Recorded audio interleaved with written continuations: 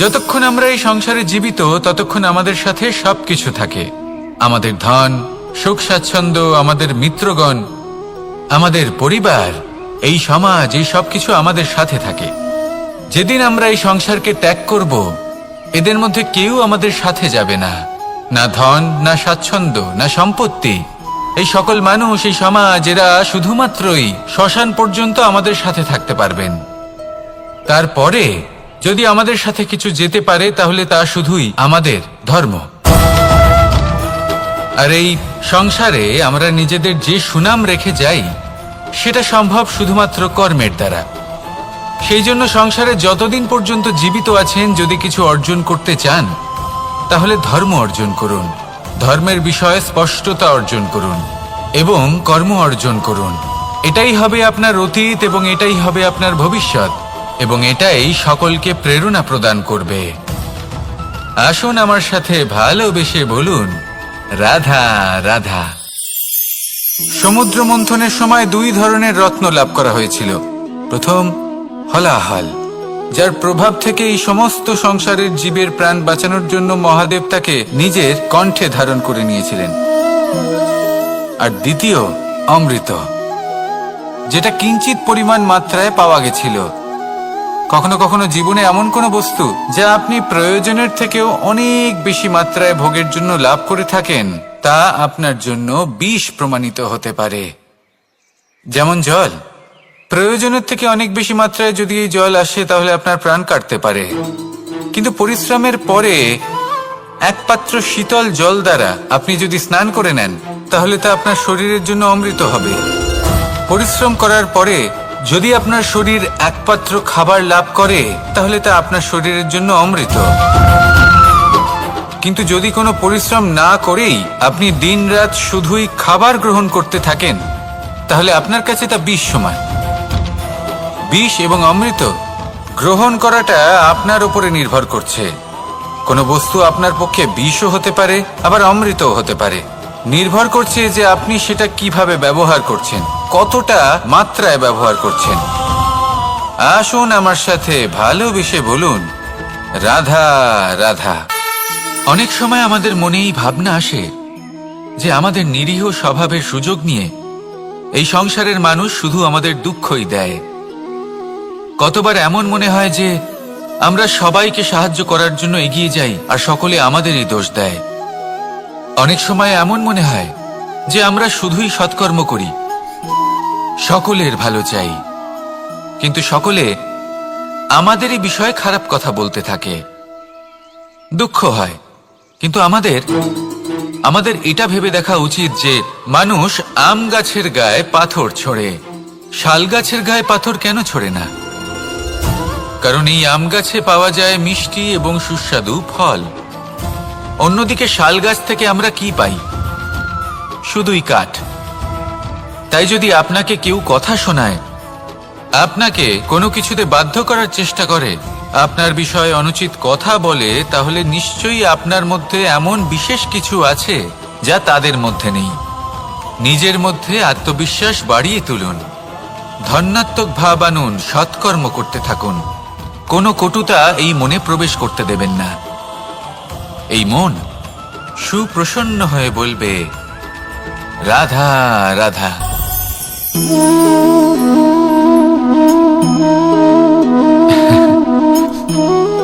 ঘুমের মধ্যে আমরা বিভিন্ন ধরনের স্বপ্ন দেখি, কিছু সুখের, কিছু দুঃখের, কিছু অত্যন্ত ভয়ানক। কিন্তু সত্যি কথা বলতে এর উপর আমাদের কোনো নিয়ন্ত্রণ নেই। কিন্তু আমি এমনও কিছু ব্যক্তিকে দেখেছি যারা খোলা চোখে স্বপ্ন দেখেন এবং তা যাপন করেন। নিজেদের একটা আলাদা স্বপ্ন নগরী আছে ওনাদের, সেখানেই জীবন যাপন করেন। আসল বাস্তবটা কি তাতে ওনাদের কিছুই যায় আসে না।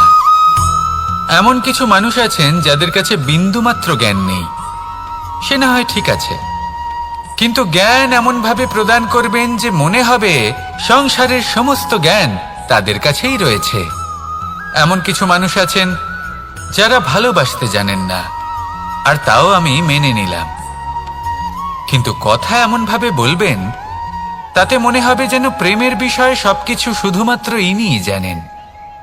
এবার আমি এমন কথা অবশ্যই বলছি না যে আপনি এরকম করেন, কিন্তু যদি কোনো ব্যক্তি এরকম করেন তাহলে তার এটা মাথায় রাখা উচিত যে সেই ব্যক্তি অন্য কারোর সাথে নয়, নিজের সাথে অনুচিত করছেন। কারণ এমন কাজ করে উনি নিজের দোষ, নিজের অপগুণ সংসারের কাছে নয়, নিজের কাছে লুকোচ্ছেন। আপনি যদি নিজেকে বুঝতে না পারেন, সম্পূর্ণরূপে নিজেকে আকলন না করেন, নিজের অপগুণ, নিজের দোষ পূর্ণরূপে না বুঝতে পারেন, তাহলে এটা কি করে বুঝবেন যে নিজেকে কিভাবে শুধরে নিতে হবে? আপনাকে নিজের সত্য স্বীকার করতেই হবে, তারপরেই আপনি নিজেকে পরিবর্তন করতে পারবেন। তাহলে স্বপ্নে নয়, বাস্তবে বাঁচুন, আনন্দে বাঁচুন, আর আমার সাথে ভালোবেসে বলুন রাধা রাধা। ইচ্ছে বড়ই বিচিত্র জিনিস। এই ইচ্ছে যদি তা পূর্ণ না হয় তাহলে তা ক্রোধকে জন্ম দেয়, যদি তা পূর্ণ হয় তাহলে লোভকে জন্ম দেয়, যদি সময়ের মধ্যে পূর্ণ না হয় তাহলে শোককে জন্ম দেয়, আর যদি সময়ের পূর্বেই পূর্ণ হয়ে যায় তাহলে অহংকারকে জন্ম দেয়। সকলের ইচ্ছে থাকে, আপনারও অবশ্যই থাকবে, তা অবশ্যই পূরণ করবেন। কিন্তু একটা কথা মনে রাখবেন, আপনার এই জীবন এটা কোনোভাবেই আপনার ইচ্ছে পূরণ করার মাধ্যম নয়। এ হলো ধৈর্য সাধনের এক মাধ্যম, নিয়ন্ত্রণ করার এক মাধ্যম। নিয়ন্ত্রণ নিজের কামনার ওপর, নিজের ইচ্ছের ওপর, নিজের আবেগের ওপর। কারণ ইচ্ছে এটা হলো সেই অশ্বের মতো যা একবার লাগাম ছাড়া হয়ে গেলে, আপনার হাত থেকে যদি এই লাগাম বেরিয়ে যায় তাহলে তা আপনাকে সোজা বিনাশের পথে নিয়ে যেতে পারে। কিন্তু যদি আপনি একে নিয়ন্ত্রণ করতে পারেন তাহলে এটা আপনাকে সাফল্যের শিখরে অবশ্যই পৌঁছে দিতে পারে। তাহলে ইচ্ছেগুলিকে নিয়ন্ত্রণ করুন আর আমার সাথে ভালোবেসে বলুন রাধা রাধা। আমরা সকলে শক্তি অনুভব করতে চাই। এবার যদি আপনাকে জিজ্ঞেস করা হয় যে সবথেকে বেশি শক্তির অনুভব কোথা থেকে করা সম্ভব, তখন কেউ কেউ বলবেন পুষ্টিকর আহার গ্রহণ করলে, ব্যায়াম করলে, কেউ বলবেন ধন লাভ করলে, বন্ধুদের থেকে, পরিবারের থেকে, আদি ইত্যাদি। এইভাবে আপনি শক্তির অনুভব অবশ্যই করতে পারেন, কিন্তু সবথেকে বেশি শক্তির অনুভব যদি আপনি করতে চান তাহলে তা পাবেন শুধু একতার দ্বারা, সংগঠনের দ্বারা।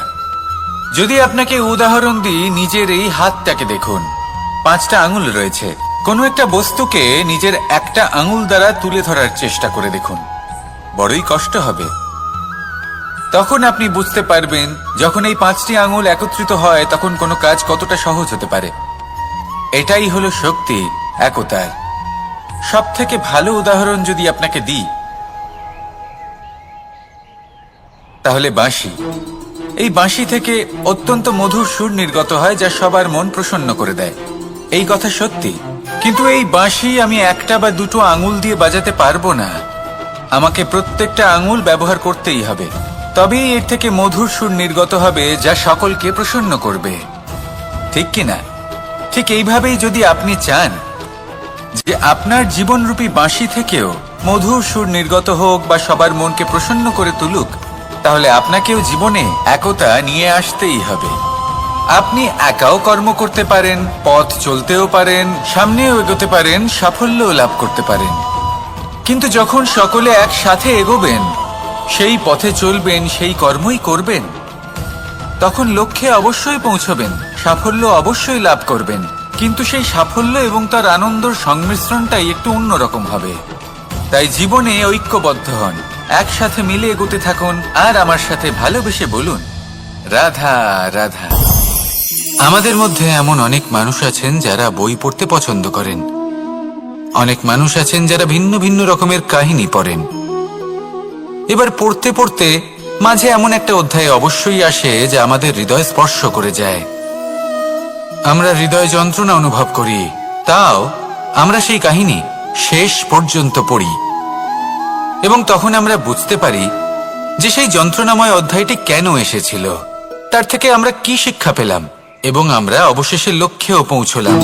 কিন্তু যদি সেই যন্ত্রণাদায়ক অধ্যায়টিতে আপনি থেমে যান, আপনি যদি এটা ভাবেন যে আমি আর পড়তে পারবো না, তাহলে আপনি জানতেও পারবেন না যে পরবর্তীতে কি হতে চলেছে। এই মন দুঃখে ভরে উঠবে, মনে প্রশ্ন আসতেই থাকে যার উত্তর আমরা পাই না, নিজেদের লক্ষ্য বুঝতেই পারি না। এইভাবেই আমাদের জীবনেও যদি এমন কিছু হয় যা অত্যন্ত দুঃখজনক, যদি এমন কোনো কঠিন অধ্যায় আপনার জীবনে আসে, থামবেন না। তা হলো আপনার জীবনের কাহিনীর একটি যন্ত্রণাদায়ক দুঃখজনক অধ্যায় মাত্র। শেষ পর্যন্ত এই কাহিনীতে টিকে থাকুন, কর্ম করতে থাকুন। আপনি বুঝতে পেরে যাবেন যে এই কঠিন পরিস্থিতি আপনার জীবনে কেন এসেছিল। আপনি শিক্ষাও লাভ করবেন এবং লক্ষ্যও লাভ করবেন। আসুন আমার সাথে ভালোবেসে বলুন, রাধা রাধা। খুব সুন্দর একটা কাহিনী আছে। একবার এক ব্যক্তি নিজের অসফলতার জন্য ত্রস্ত হয়ে সময় দেবতার তপস্যা করতে বসলেন। উনি তপস্যা করলেন এবং সময় দেবতা প্রসন্ন হলেন, মানুষের রূপ ধারণ করে ওনার সামনে প্রকট হলেন। এবার সেই ব্যক্তি ওনাকে জিজ্ঞেস করলেন যে কি এমন আছে যার জন্য আপনি বারবার জয়ী হন আর আমি চিরকাল পরাজিত হয়ে থাকি? কেন এত পরিশ্রম করা সত্ত্বেও আমি সাফল্য লাভ করতে পারি না? তখন সময় দেবতা উত্তর দিলেন যে দিন হোক বা রাত, ঝড় হোক বা ভূমিকম্প, রোদ হোক বা বৃষ্টি হোক, সময়ের সূত্রপাত হোক বা প্রলয়, আমি থামি না, আমি চলতেই থাকি। আর সেই জন্য যিনি থেমে যান তিনি পরাজিত হন আর আমি জয়ী হই। এটাই আমাদের শিখতে হবে। জীবনে সবসময় চলতে থাকুন, কখনো থামবেন না। হ্যাঁ, কিছুক্ষণের জন্য বিরতি নিতে পারেন, বিশ্রাম করার জন্য, নিজেকে আরো সশক্ত করে তোলার জন্য, কিন্তু থেমে যাবেন না। নিরন্তর কর্ম করতে থাকুন, পরিশ্রম করতে থাকুন, তবেই এই সংসার আপনাকে মনে রাখবে। আসুন আমার সাথে ভালোবেসে বলুন, রাধা রাধা। বস্ত্র আমাদের সকলের প্রিয়, এটা আমাদের জীবনযাপনের জন্য প্রয়োজনীয়। আমরা সবসময় চেষ্টা করি সেই বস্ত্র পরতে যা পরলে আমাদের দেখতে ভালো লাগে। কিন্তু কখনো এই কথা ভেবে দেখেছেন যে কিছু বস্ত্র যদি স্বচ্ছ হয় তাহলে তা পুরনো হলেও দেখতে ভালো লাগে? ঠিক তেমনি যেমন কোনো খাবার যদি মশলাদার না হয়, অত্যন্ত সুস্বাদু নাও হয়, কিন্তু যদি তা গরম হয়, টাটকা হয়, তাহলে খেতে ভালোই লাগে। ঠিক সেইভাবেই যদি কোনো ব্যক্তি সুন্দর নাও হয় কিন্তু তার কথা খুবই মধুর হয়, তাহলে সেই ব্যক্তি সকলের প্রিয় হয়। কোনো ব্যক্তি যদি ধনবান নাও হন কিন্তু তিনি যদি গুণী হন, তাহলে এই সংসারে সম্মান লাভ করেন। সেই জন্য কখনো এই বিষয়ে দুঃখ পাবেন না যে আপনার কাছে ভৌতিক স্বাচ্ছন্দ্য নেই। আপনার কাছে সব থেকে বড় বস্তু, সব থেকে মূল্যবান বস্তু যেটা আছে সেটা হলো আপনার আত্মা, আপনার মন, আপনার বিচারধারা, আপনার গুণ, আপনার কথা। এগুলো সবসময় শুভ রাখুন এবং সবসময় নিজের সাথে রাখুন। এই জীবন সফল হবে এবং প্রেমময় হয়ে বলে উঠবে, রাধা রাধা। মানুষের জীবন বড়ই বিচিত্র হয়। যেই মুহূর্তে জন্ম নেয় একটা প্রতিস্পর্ধায় প্রবেশ করতে থাকে। মানুষ জন্ম নেয় আর প্রতিস্পর্ধা শুরু হয়ে যায় ভাই এবং বোনের মধ্যে সর্বশ্রেষ্ঠ হবার, সবার থেকে এগিয়ে থাকার। তারপরে সে যায় গুরুকুলে, নিজের বন্ধুদের মধ্যে সর্বশ্রেষ্ঠ হওয়ার প্রতিস্পর্ধা শুরু হয়। এবার সেখান থেকে বাইরে বেরিয়ে সংসার জীবনে প্রবেশ করে ধন উপার্জনের প্রতিস্পর্ধা শুরু হয়। তা সে যুদ্ধই হোক বা কলা হোক, এই প্রতিস্পর্ধা কখনোই আমাদের পিছু ছাড়ে না। তাই যদি প্রতিস্পর্ধা করতেই হয় তাহলে আমরা মানুষকে সাহায্য করার প্রতিস্পর্ধা কেন করব না? এমন এক প্রতিস্পর্ধা যাতে যে কেউ জিতুক বা যে কেউ হারুক না কেন, লাভ সকলের হবে।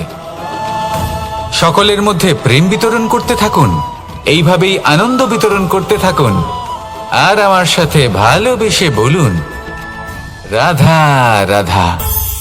এবার এই পুরুষার্থের বিষয়ে আপনারা অবশ্যই শুনেছেন, মোক্ষ, চতুর্থ পুরুষার্থ। আপনারা কি জানেন এই মোক্ষ আসলে কি? ধর্ম, অর্থ, কামনার পালন করতে করতে মৃত্যু লাভ করা, এটাই কি মোক্ষ? না, মোক্ষ হলো সেটাই যা জন্ম এবং মৃত্যুর ঊর্ধ্বে। প্রত্যেক ব্যক্তি, প্রত্যেক জীবই সংসারে কোনো না কোনো বিশেষ প্রয়োজনে আসে। ধর্মপথে সৎপথে অর্থ উপার্জন করা, প্রয়োজনকে পূর্ণ করার চেষ্টা করতে করতে সেই প্রয়োজনকে পূর্ণ করা তাকে মুক্তির পথে নিয়ে যায়, যা হলো মোক্ষ। যদি এই মোক্ষ লাভ না হয় তাহলে মানুষ জন্ম এবং মৃত্যুর এই চক্রে বারবার ফিরে আসবে। তাই নিঃস্বার্থভাবে সদ্ভাব নিয়ে কর্ম করুন, সকলকে ভালোবাসুন, আর আমার সাথে বলুন রাধা রাধা। জল এ হলো জীবনের আধার পঞ্চতত্ত্বের মধ্যে একটি, আর অত্যন্ত বিশেষ। এর থেকে অনেক বড় শিক্ষা পাওয়া যায়। এই জল গন্তব্যের বিষয়ে এর স্পষ্ট ধারণা আছে। ও জানে ওর লক্ষ্য কি, আর প্রয়াস করে ততদূর সে পৌঁছেও যায়। এটি পর্বত থেকে বয়ে নিচে নেমে আসে, নদীর সাথে সমাহিত হয়ে তার সাথে বয়ে চলে, চিরসবুজ বনানী গড়ে তোলে, প্রাণীদের তৃষ্ণা নিবারণ করে, সামনে এগিয়ে চলে, মানুষের সাথে মিলিত হয়। যারা একে বাঁধের মধ্যে বেঁধে রাখতে চেষ্টা করে সে বন্দি দশাতেও থেকে যায়, মানুষের কল্যাণ করে। তারপর বাঁধ থেকে মুক্তি পেয়ে এগিয়ে চলে, কোথাও ধাক্কা খায়, কোথাও বাধা পড়ে, কোথাও যদি পথ খুঁজে না পায় তাহলে পথ খুঁজেই নেয়, আর যেখানে পথ থাকে না সেখানে পথ বানিয়ে নেয়, আর শেষ পর্যন্ত নিজের লক্ষ্যে পৌঁছেই যায়, অর্থাৎ সমুদ্রে গিয়ে সমাহিত হয়ে যায়। আমাদেরও কিছুটা এরকমই হয়ে উঠতে হবে। যেখানেই যাবেন সকলের কল্যাণ করুন, সামনে এগোন। আপনি কোথাও পড়ে গেলে, ধাক্কা খেলে আঘাত লাগবেই, উত্থান পতন লেগেই থাকে। সামনে এগোতে থাকুন। কোথাও পথ না পেলে তা খুঁজে নিন, কোথাও পথ না থাকলে তা বানিয়ে নিন। নিজের গন্তব্যের কথা সব সময় মনে রাখুন। শেষ পর্যন্ত নিজের মোক্ষ লাভ আপনি অবশ্যই করবেন। আর আমার সাথে ভালোবেসে বলুন রাধা রাধা।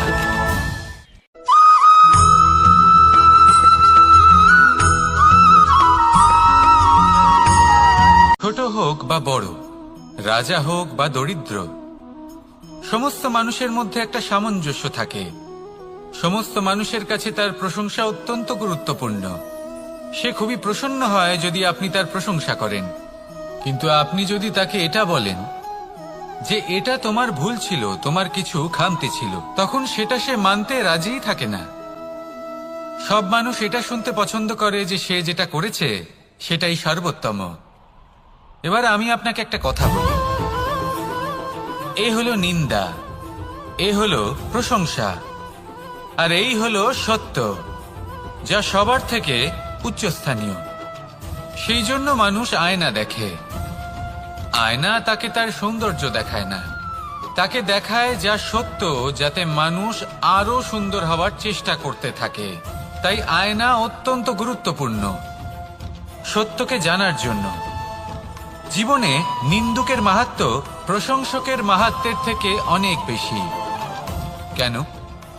কারণ তারা আপনাকে আপনার খামতি দেখায়, আপনার ভুলগুলো বুঝিয়ে দেয়, আপনাকে একটা সুযোগ দেয় নিজেকে শুধরে নিতে, নিজেকে আরো শ্রেষ্ঠ করে তুলতে, যা প্রশংসক করতে পারে না। তাই জীবনে যদি কখনো নিন্দা করা হয় তাকে ভালোবেসে গ্রহণ করুন, ধন্যাত্মক রূপে গ্রহণ করুন। যদি নিজেকে কোনো শিক্ষা দেওয়া সম্ভব হয় তাহলে অবশ্যই দিন। দেখবেন মন প্রসন্ন হয়ে বলবে রাধা রাধা। মানুষ যখন কোনো শক্তি লাভ করে তখন সে নিজেকে বলশালী মনে করে। শক্তি লাভ করলেই তার মধ্যে অহংকার চলে আসে, অভিমান চলে আসে। তার কারণ হলো সে একটা সহজ কথা বুঝতেই পারে না। এই সব যা হচ্ছে সময়ের জন্য হচ্ছে। সময়ের থেকে বেশি বলশালী আর কেউ নেই। এই সময়ের জন্যই রাবণ ভক্তি দ্বারা কৈলাস পর্বত তুলে নিয়েছিলেন। আবার সেই সময়ের জন্যই, সেই কারণেই রাবণকে বধ হতে হলো। তার সাথে সাথে রাক্ষস কুলও ধ্বংস হয়েছিল এবং লঙ্কাও ভস্ম হয়ে গেছিল। দেখতে গেলে জন্ম থেকে মৃত্যু পর্যন্ত এই যে সময়, সেটাই হলো জীবন। কিন্তু তার মধ্যেও যা সময় আসে কোনো কারণেই আসে। সেই সময় আমরা যাপন করে কিছু শিখতে পারি।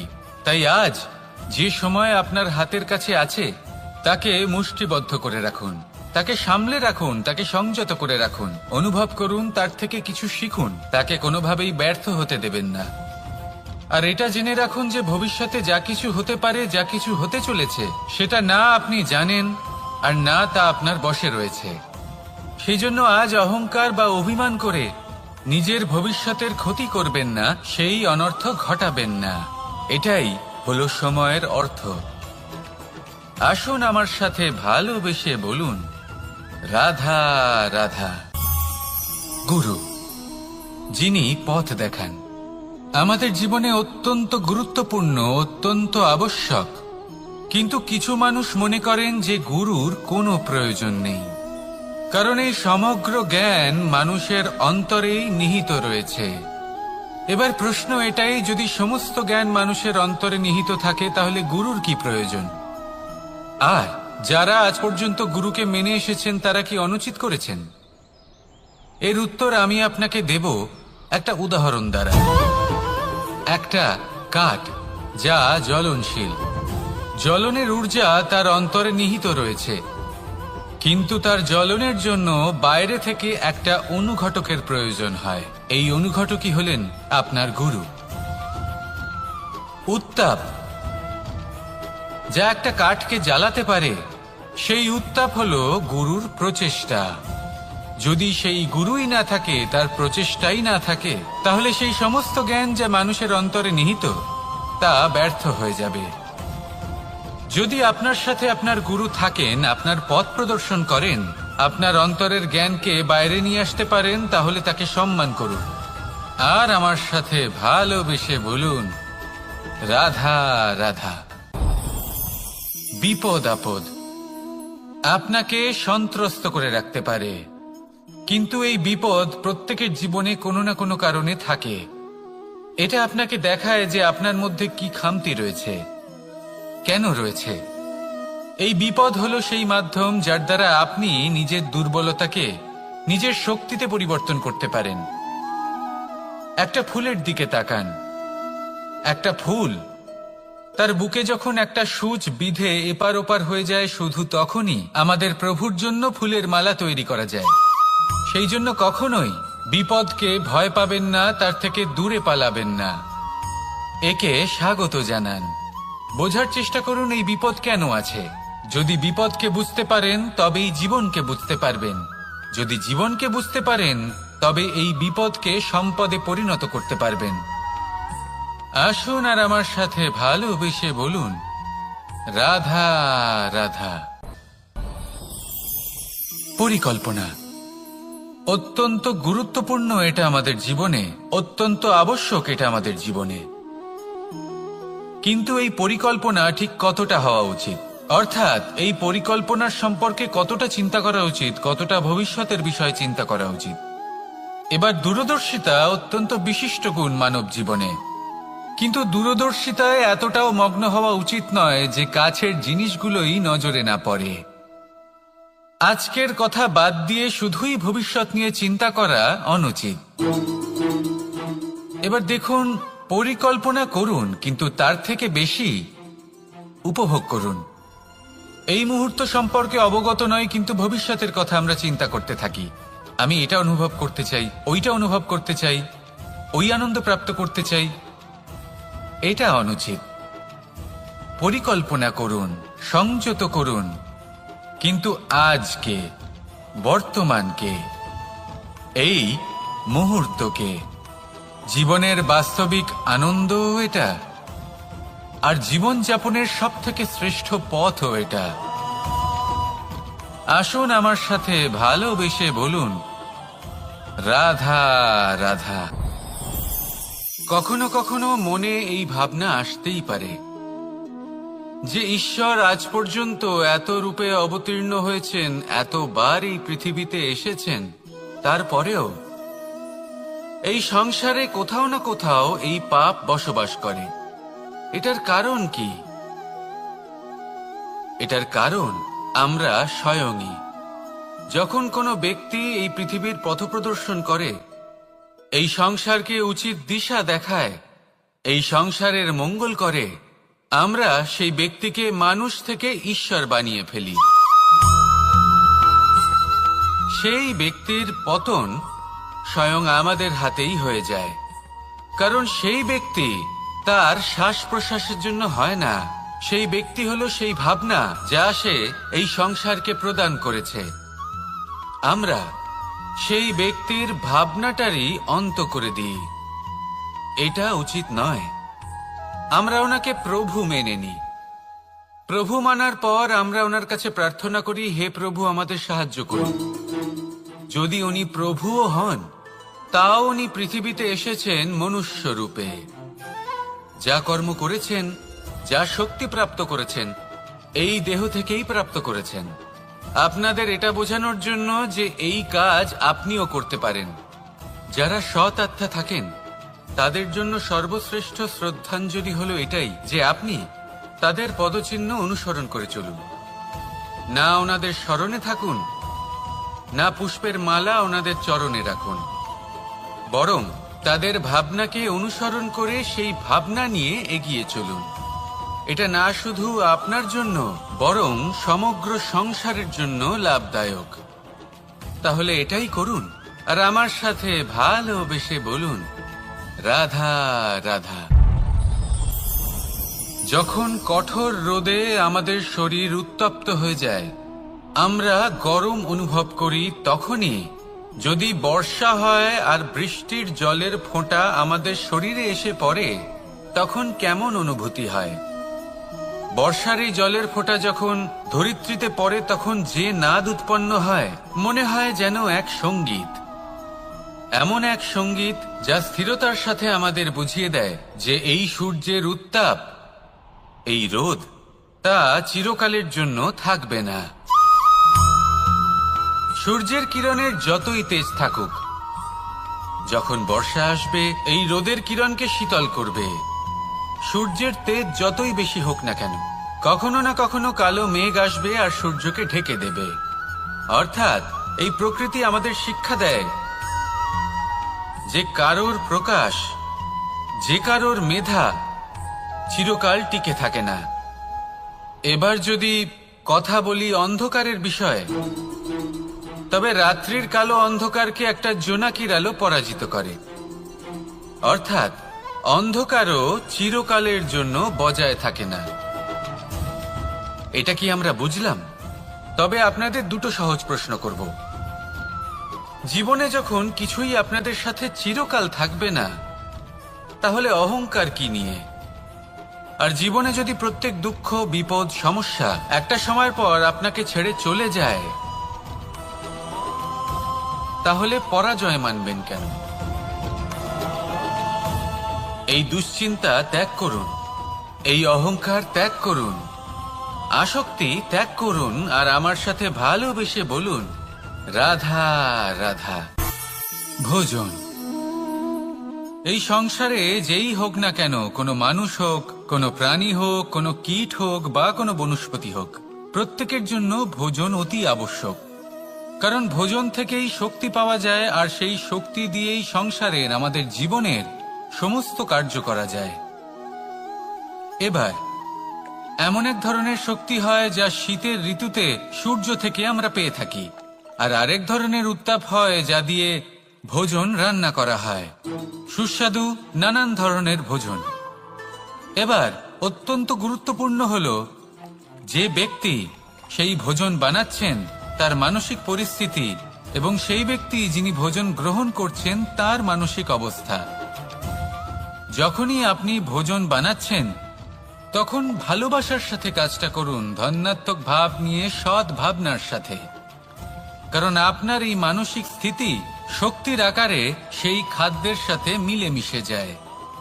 আর যখনই আপনি ভোজন গ্রহণ করছেন তখন সদ্ভাবনার সাথে, প্রসন্নতার সাথে গ্রহণ করুন, ধন্যাত্মক ভাব নিয়ে। যদি আপনি প্রসন্নতার সাথে রান্না করেন, প্রসন্নতার সাথে খাদ্য গ্রহণ করেন, তাহলে আপনি প্রসন্নই থাকবেন, আর মন সুপ্রসন্ন হয়েই বলবে, রাধা রাধা। কখনো কোনো চাতক পাখিকে দেখেছেন? কথায় আছে যে বছরে মাত্র একবার সে তার তৃষ্ণা মিটিয়ে থাকে, আর তাও আকাশে ভেসে থাকা মেঘের দ্বারা ঘটানো বৃষ্টির জলের ফোঁটা থেকে। আর কোথাও থেকে সে তার তৃষ্ণা পূরণ করে না। সারা বছর সে নিদারুণ গরম সহ্য করে, তীব্র শীতও সহ্য করে, শুধু এই আশা নিয়ে যে বছরে একবার অন্তত সেই মেঘের ঘন ঘটা হবে, বৃষ্টি হবে, আর সে তার তৃষ্ণা নিবারণ করবে। এটা আসলে কি? এটা আসলে বিশ্বাস।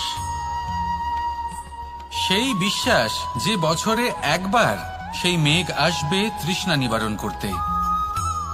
যেমন দেখুন, একটা সূর্যমুখী ফুল সারা রাত অন্ধকারের সাথে যুদ্ধ করে, কারণ তার বিশ্বাস যে ভোরবেলায় সূর্য তাকে অবশ্যই দর্শন দেবেন। সেটাও বিশ্বাস ছিল যার উপর ভরসা করে মনু একটা নৌকা নিয়ে বেরিয়ে পড়েছিলেন এবং সমস্ত সৃষ্টিকে প্রলয়ের হাত থেকে বাঁচিয়েছিলেন। সেটাও ছিল ভালোবাসার প্রতি বিশ্বাস যার উপর ভরসা করে বানর এবং ভাল্লুক সেনা নিয়ে শ্রীরাম আক্রমণ করেছিলেন সমস্ত বরদানপ্রাপ্ত অসুরগণ এবং রাক্ষসগণের লঙ্কায় এবং জয় লাভ করেছিলেন। এই বিশ্বাসই হলো এই বিশ্বের আশা। বিশ্বাস রাখুন যে আপনি হলেন সর্বশ্রেষ্ঠ এবং শুধুই নিজের কর্ম করতে থাকুন। এই বিশ্বাসের আশাই আপনাকে প্রতি মুহূর্তে বল প্রদান করবে। এ হলো আমার বিশ্বাস। আসুন আর আমার সাথে ভালোবেসে বলুন, রাধা রাধা। সৌন্দর্য। মানুষ নিজের সৌন্দর্যের বিষয়ে কতটা ভাবে, চায় যে সে সব থেকে বেশি রূপবান হবে, সব থেকে বেশি সুন্দর হবে। কিন্তু সৌন্দর্যের পরিভাষা কি তা কি সে জানে? কোনো মাকে জিজ্ঞেস করুন, ওনার জন্য সৌন্দর্যের পরিভাষা ওনার সন্তান। কোনো ভক্তকে জিজ্ঞেস করুন, ওনার জন্য সৌন্দর্যের পরিভাষা ওনার ভগবান। শ্রীরামকে জিজ্ঞেস করুন, ওনার জন্য সৌন্দর্যের পরিভাষা হলো হনুমান। ভাঙা হানু, ফুলে যাওয়া মুখ, দেখতে গেলে উনি বানর, লম্বা লেজ, এত নিরীহ যে ওনাকে অমূল্য মালা দিলে সেটা ছিঁড়ে তার ভেতরে শ্রীরামকে খুঁজছিলেন। কিন্তু ওনার ভাবনা কত সুন্দর। উনি এটা বিশ্বাস করেন যে সংসারের যতই মূল্যবান জিনিস দিয়ে এই মালা তৈরি করা হোক না কেন, যদি এর মধ্যে শ্রীরাম না থাকেন তাহলে এর মধ্যে কোনো অর্থ নেই। সৌন্দর্য রূপে নয়, ভাবনায় নিহিত থাকে। যদি আপনি সৌন্দর্য প্রাপ্ত করতে চান তাহলে তা কর্মে নিয়ে আসুন, ভাবনায় এবং বিচারে নিয়ে আসুন। এই সৌন্দর্য আপনার সাথেই থাকবে। যদি আপনি সৌন্দর্যকে রূপের মধ্যে খোঁজেন তাহলে কিছুক্ষণের জন্য পাবেন, সেই সৌন্দর্য সময়ের সাথে হারিয়ে যাবে। সৌন্দর্য যদি পেতে চান, খুঁজতেই চান, তাহলে হৃদয় খুঁজুন, কর্মে খুঁজুন। মন প্রসন্ন হয়ে বলবে, রাধা রাধা। ব্যায়াম, এই শব্দ আমরা সকলে শুনেছি, আর এটা সারা জীবন আমাদের সাথেই থাকে কোনো না কোনো রূপে। যখন আমরা জন্মগ্রহণ করি, চলতে শিখি, প্রথমে আমরা হামাগুড়ি দিয়ে চলি, পরে চলতে চেষ্টা করি কিন্তু পড়ে যাই। তখন আমাদের বাড়ির গুরুজনেরা আমাদের আটকান না। ওনারা মনে করেন এইভাবেই আমাদের সন্তান চলতে শিখবে, এইভাবেই তার পা আরো মজবুত হবে, যা অত্যন্ত গুরুত্বপূর্ণ। এইবার জীবনকালে যতই আমরা এগোতে থাকি, এই ব্যায়াম বিভিন্ন রূপে আমাদের সাথেই থাকে। কিন্তু আপনি কি জানেন যে এই ব্যায়ামের তাৎপর্য আসলে কি? আপনি কি জানেন এই ব্যায়ামের মর্ম আসলে কি? যখনই আমরা এই ব্যায়াম করি, আমাদের শরীরের মাংসপেশি ক্ষয় হয়। প্রথমে তা ক্ষয় হয়, তারপর আবার তা নির্মিত হয়। আরো শ্রেষ্ঠ, আরো শক্তিশালী মাংসপেশি আমরা লাভ করি। অর্থাৎ এই ব্যায়াম হলো সৃজনের বিজ্ঞান। এই ব্যায়াম আমাদের জন্য অত্যন্ত আবশ্যক। সেই জন্য জীবনে যখনই কোনো কিছু নষ্ট হয়ে যায়, চলে যায়, তখন হতাশ হয়ে পড়বেন না, তাকে পুনর্নির্মাণ করার চেষ্টা করবেন। আর এই শিক্ষা আমরা লাভ করি পাখিদের থেকে। যখনই বর্ষা হয়, ঝড় আসে, যখন পাখির বাসা ভেঙে চুরমার হয়ে যায়, তারা হার মেনে নেয় না। সে আবার অল্প অল্প করে সব খুঁজে একত্রিত করে আবার নিজের বাসা বানিয়ে তোলে। পুনরায় এক জীবনকে জন্ম দেয়, এক নতুন পরিবারকে জন্ম দেয়। তাই মনে রাখবেন, জীবনে এইভাবেই যদি আপনি নির্মাণ করতে চান, সৃজন করতে চান, তাহলে সেই নির্মাণের জন্য ভাঙনের অভিজ্ঞতা থাকা অত্যন্ত আবশ্যক। ভগ্ন বস্তুকেও সম্মান করা অত্যন্ত আবশ্যক। এই আচরণ মনে নিয়ে আসুন, মন প্রসন্ন হয়ে বলবে রাধা রাধা। আমাদের এই জীবন, তাতে এই যে সময় চক্র, তা তিনটি ভাগে বিভক্ত। এক হলো অতীতকাল, ফেলে আসা অতীত, তারপরে আসে বর্তমান, এখনকার এই মুহূর্ত, আর তারপর আসে আগামীকাল অর্থাৎ ভবিষ্যৎ। এবার এখানে সবথেকে গুরুত্বপূর্ণ হলো অতীতকাল, ভবিষ্যৎকাল, ফেলে আসা অতীত এবং আগামী সময়। কেন? কারণ এই দুইয়ের উপর নির্ভর করছে যে আপনি বর্তমানে কি করতে চলেছেন। শুধু প্রয়োজন হলো সঠিক দৃষ্টিভঙ্গির। অতীতকালকে যদি আপনি একটি দৃষ্টিভঙ্গি থেকে দেখেন, তাহলে অতীতকালে আপনি দুঃখও দেখতে পাবেন, যন্ত্রণাও দেখতে পাবেন। অন্য কোনো দৃষ্টিভঙ্গি থেকে দেখলে আপনি অতীতকাল থেকে শিক্ষাও লাভ করবেন। এবার এই শিক্ষা অনুসারেই বর্তমানে কর্ম করা উচিত। এবং যদি ভবিষ্যতের কথা বলি, তাহলে বলবো ভবিষ্যতের কথা ভেবে আপনি আজ অবশ্যই চিন্তিত হতে পারেন। অন্য একটি দৃষ্টিভঙ্গি থেকে দেখলে এই ভবিষ্যতেই আপনি একটি লক্ষ্য, একটি উদ্দেশ্য দেখতে পাবেন, যে আপনি কি করতে চান, কি লাভ করতে চান। এবার সেই অনুসারে বর্তমানে কর্ম করা উচিত, ভবিষ্যৎ এবং অতীতকাল অনুসারে। এভাবেই যদি জীবনে কর্ম করতে থাকেন, আপনার এই বর্তমানের দিনগুলো আপনি একটু নতুনভাবে বাঁচতে পারবেন। এভাবেই যদি জীবনে এগোতে থাকেন, তাহলে আপনার জীবনে আনন্দের উদ্ভব হতে কেউ বাধা দিতে পারবে না। আসুন আমার সাথে ভালোবেসে বলুন রাধা রাধা। পরিকল্পনা অত্যন্ত গুরুত্বপূর্ণ, এটা আমাদের জীবনে অত্যন্ত আবশ্যক, এটা আমাদের জীবনে। কিন্তু এই পরিকল্পনা ঠিক কতটা হওয়া উচিত, অর্থাৎ এই পরিকল্পনার সম্পর্কে কতটা চিন্তা করা উচিত, কতটা ভবিষ্যতের বিষয় চিন্তা করা উচিত। এবার দূরদর্শিতা অত্যন্ত বিশিষ্ট গুণ মানব জীবনে, কিন্তু দূরদর্শিতায় এতটাও মগ্ন হওয়া উচিত নয় যে কাছের জিনিসগুলোই নজরে না পড়ে। আজকের কথা বাদ দিয়ে শুধুই ভবিষ্যৎ নিয়ে চিন্তা করা অনুচিত। এবার দেখুন, পরিকল্পনা করুন, কিন্তু তার থেকে বেশি উপভোগ করুন। এই মুহূর্ত সম্পর্কে অবগত নয়, কিন্তু ভবিষ্যতের কথা আমরা চিন্তা করতে থাকি। আমি এটা অনুভব করতে চাই, ওইটা অনুভব করতে চাই, ওই আনন্দ প্রাপ্ত করতে চাই। এটা অনুচিত। পরিকল্পনা করুন, সংযত করুন, কিন্তু আজকে, বর্তমানকে, এই মুহূর্তকে। জীবনের বাস্তবিক আনন্দ এটা, আর জীবনযাপনের সবথেকে শ্রেষ্ঠ পথও এটা। আসুন আমার সাথে ভালোবেসে বলুন রাধা রাধা। মানুষ কখনো কখনো সময়কে নিয়ন্ত্রণ করতে চেষ্টা করে, কখনো কখনো সময়ের গুরুত্ব বুঝতে পারে না। এটা ভাবে যে এই কিছু মুহূর্ত কেটে যাক, একে অতিবাহিত করি, তাহলে কি বা হবে, কয়েকটা মুহূর্ত মাত্র। কিন্তু তা নয়। আজকের একটা মুহূর্ত ভবিষ্যতের অনেক বড় পরিবর্তনের ভিত হতে পারে। আজকের একটা মুহূর্ত আপনার ভবিষ্যৎকে উজ্জ্বল করে তুলতে পারে। সেই জন্য ছোট ছোট মুহূর্তগুলিকে অদেখা করবেন না। সময়কে কাজে লাগান, পূর্ণরূপে কাজে লাগান।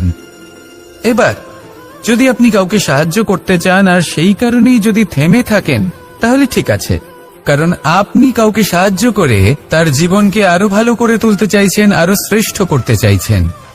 এই পুণ্য, এই কর্ম ফিরে আপনার কাছেই আসবে আর আপনার জীবনকে শুভ করে তুলবে।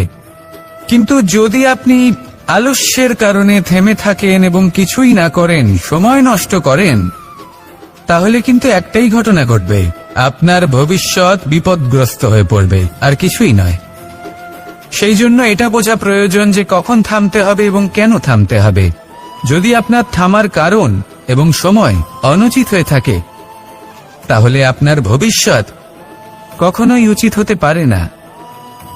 সেই জন্য সময়কে সম্মান করুন আর পূর্ণ ব্যবহার করতে শিখুন। আর আমার সাথে ভালোবেসে বলুন রাধা রাধা। বিপদ আপদ আপনাকে সন্ত্রস্ত করে রাখতে পারে।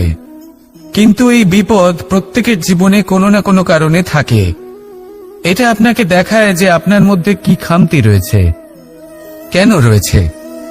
এই বিপদ হলো সেই মাধ্যম যার দ্বারা আপনি নিজের দুর্বলতাকে নিজের শক্তিতে পরিবর্তন করতে পারেন। একটা ফুলের দিকে তাকান।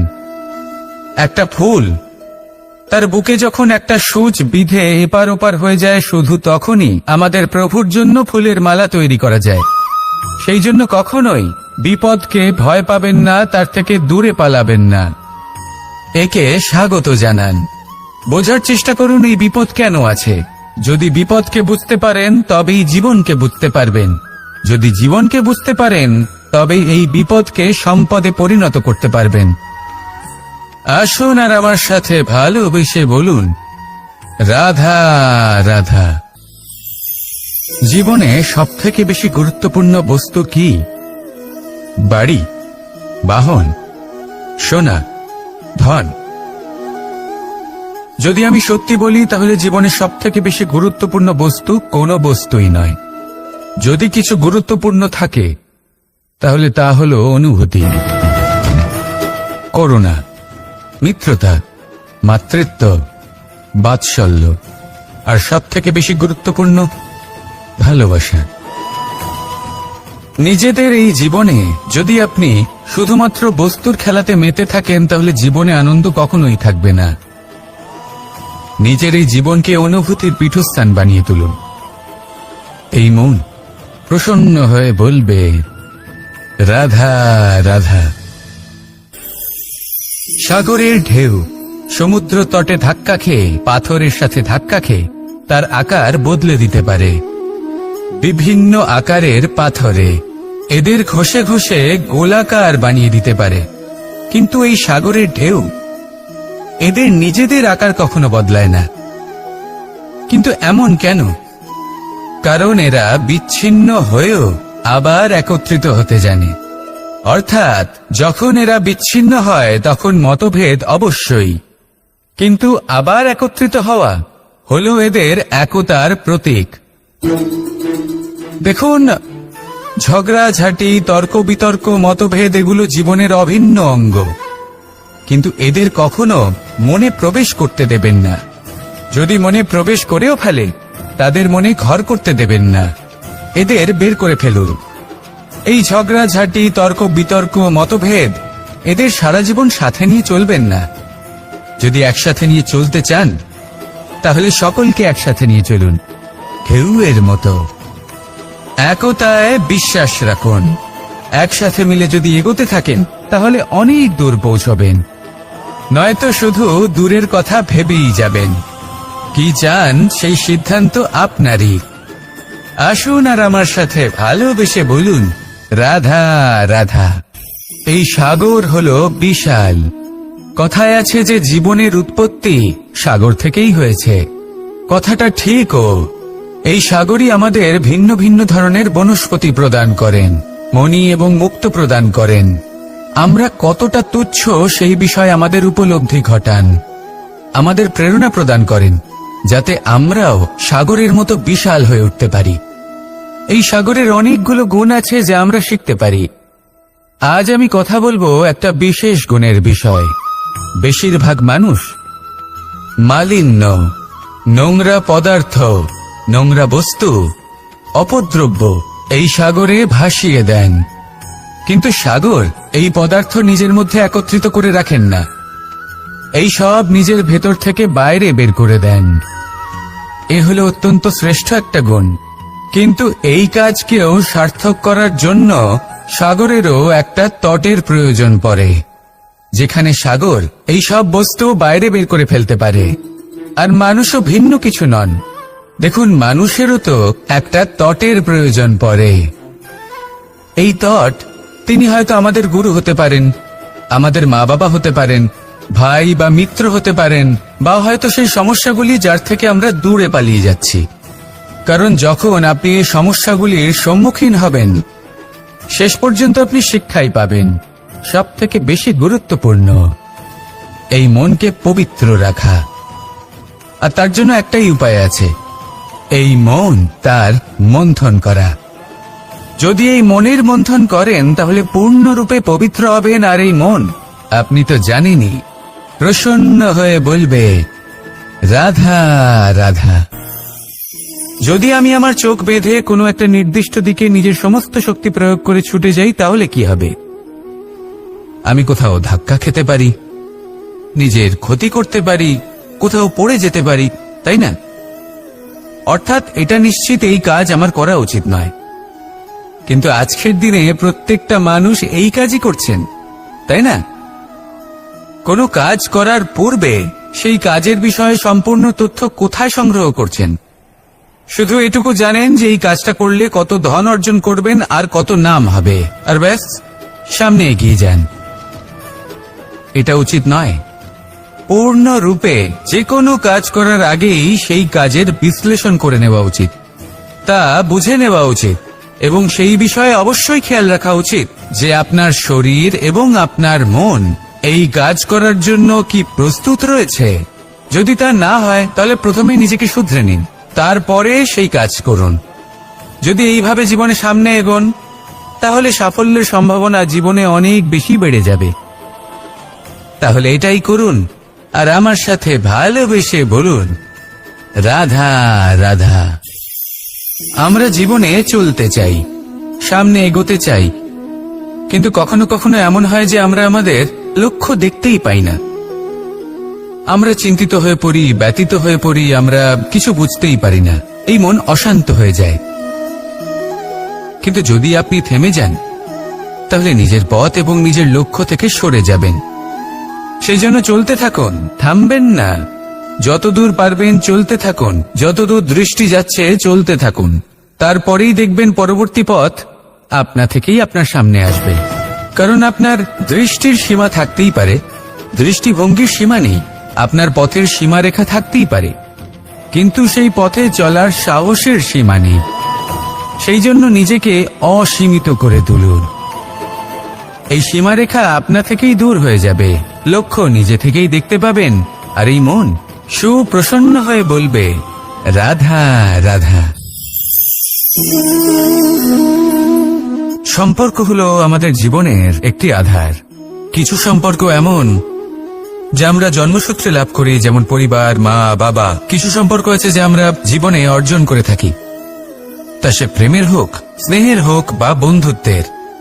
এই সকল সম্পর্ক লাভ করার বা গড়ে তোলার 5টি ধাপ রয়েছে। প্রথম ধাপ, কোনো ব্যক্তির সাথে আলাপ হওয়া, তার সাথে কথা বলা বা তাকে দেখা। দ্বিতীয় ধাপ, সে ব্যক্তিকে আমাদের ভালো লাগা। তৃতীয় ধাপ, আমাদের এটা চাইতে শুরু করা যে জীবনে এই ব্যক্তি যেন আমাদের বন্ধু হন, আমাদের জীবনে থাকেন, বা আমাদের কাউকে ভালোবেসে ফেলা আর এটা আমাদের ভাবা বা চাওয়া যে সেই ব্যক্তি যেন আজীবন আমার সাথে থাকেন, আমার জীবনে আমার সাথী হয়ে। চতুর্থ ধাপ, লাভ করা। এবার এই ধাপটি অনেক মানুষের পক্ষেই খুবই সরল হয়, বড়ই সরলভাবে নিজেদের সঙ্গীকে লাভ করে থাকেন। কিছু মানুষের জন্য এই ধাপ অত্যন্ত কঠিন হয়ে থাকে। অনেক প্রতিকূল পরিস্থিতির ওপর জয়লাভ করে তারা সঙ্গীকে লাভ করেন, কিন্তু লাভ অবশ্যই করেন। এরপরে আসে পঞ্চম, অন্তিম এবং সবথেকে গুরুত্বপূর্ণ ধাপ। সেটা হলো সেই সম্পর্ক পালন করা। এটা হলো এমন এক বিষয় যা প্রত্যেক মানুষের শেখা উচিত। যদি ব্যক্তি নিজের জীবনে সম্পর্ক রক্ষা করতে শিখে যান, তবে প্রত্যেক সম্পর্ক তার জীবনকে স্বর্গ করে তুলবে। আসুন আর আমার সাথে ভালোবেসে বলুন রাধা রাধা। রাধা কখনো কখনো আমার জন্য বড়ই সুগন্ধি আতর নিয়ে আসে, পারিজাত ফুলের মালা নিয়ে আসে আমার প্রসাধন করবে বলে, এবং আমার সব থেকে বেশি প্রিয় মাখন নিজে হাতে বানিয়ে আনে আমাকে নিজে হাতে খাইয়ে দেবে বলে, সবকিছু আমাকে প্রসন্ন করবে বলে। কিন্তু আপনি কখনো ভেবেছেন যে এই আতর কিভাবে বানানো হয়? সহস্র ফুলের পাপড়ি একসাথে পিষে নিতে হয়, তারপরে তার থেকে যে রস নিঃসৃত হয় সেই রস দ্বারাই আতর তৈরি হয়। অনেক সংখ্যক ফুলকে অসীম যন্ত্রণা ভোগ করতে হয়, তবে তারা আমার প্রসাধন সামগ্রী হয়ে উঠতে পারে। দুধ থেকে মাখন তৈরি করার জন্য কতটা পরিমাণ মন্থন সহ্য করতে হয় সেটা আপনি জানেন। ঠিক সেই রকমই হলো আমাদের জীবনও। বিপদও আসে, কঠিন পরিস্থিতিও আসে, এর সম্মুখীন হতে শিখুন। মনে রাখবেন, আপনি হলেন সেই দুধ যাকে মন্থন সহ্য করতে হবে মাখন হয়ে ওঠার জন্য। মনে রাখবেন, আপনি হলেন সেই ফুলের মতন যাদের পিষ্ট হতে হবে সুগন্ধি আতর হয়ে ওঠার জন্য, যাকে এই সংসার পছন্দ করে। কখনো কখনো জীবনে আপনার সাথে খারাপ শুধুমাত্র এই কারণে ঘটে যাতে আপনার শ্রেষ্ঠ রূপ এই সংসারের সামনে আসতে পারে। শুধুমাত্র কঠিন পরিস্থিতি এবং বিপদকে একটা সুযোগ হিসেবে দেখার চেষ্টা করুন। আপনার জন্য এই সংসার বদলে যাবে, সংসারকে দেখার দৃষ্টিভঙ্গি পাল্টে যাবে, আপনার ভাগ্য পাল্টে যাবে, আর এই মন প্রসন্ন হয়ে বলবে, রাধা রাধা। কি অমূল্য, কি সুন্দর এই রত্ন। এবার ভেবে দেখুন, যদি আমি এই রত্নকে ব্যবহার করি আখরোট ভাঙার জন্য, তাহলে কি হবে? বা ভেবে দেখুন, এই রত্ন নিয়ে আমি যদি বন্ধুদের সাথে খেলা করতে শুরু করে দিই, তাহলে কি হবে? আপনি তো হাসবেন আমার ওপর। আপনি বলবেন, এত অমূল্য একটা রত্ন, এর দ্বারা কত দুঃখ দূর করা সম্ভব। এই মূল্যবান রত্নের আমি অপব্যবহার করছি। একদম ঠিক বলেছেন, আমি মেনে নিচ্ছি। মূল্যবান বস্তুর অপব্যবহার করা অনুচিত, কিন্তু আপনিও তো তাই করছেন, তাই না? ভেবে দেখুন, মানুষ এই সংসারের সর্বশ্রেষ্ঠ প্রাণী, আর মানুষের এই শরীর সব থেকে মূল্যবান রত্ন। এবার এর সাথে আপনি কি করছেন? অপব্যবহার করছেন না, নিজের স্বাস্থ্যের যত্ন নিচ্ছেন না, আপনি অনুচিত পথে চলছেন শুধুমাত্র ধন অর্জন করার জন্য, পাপ কাজ করছেন, কি না করছেন? এটা অপব্যবহার নয়? ভেবে দেখুন, আমরা এই মানব শরীরের সাথে কি করতে পারি।